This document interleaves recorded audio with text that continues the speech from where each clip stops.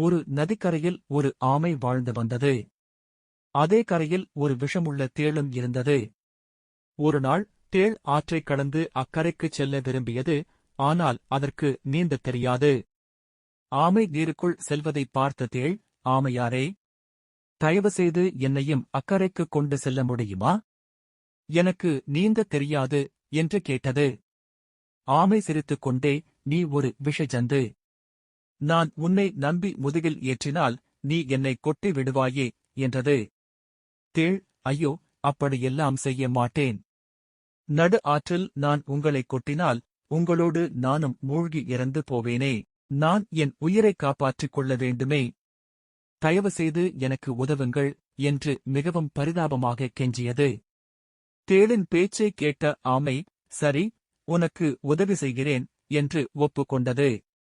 தேள் ஆமையின் முதுகில் ஏறி அமர்ந்தது.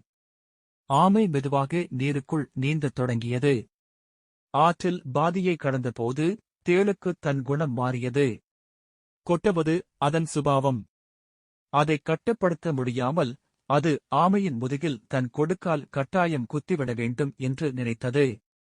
ஆமை நடு ஆற்றில் மெதுவாகப் போகும்போது திடீரென ஒரு வலி ஏற்பட, ஐயோ, என்னை கொட்டிவிட்டாயே.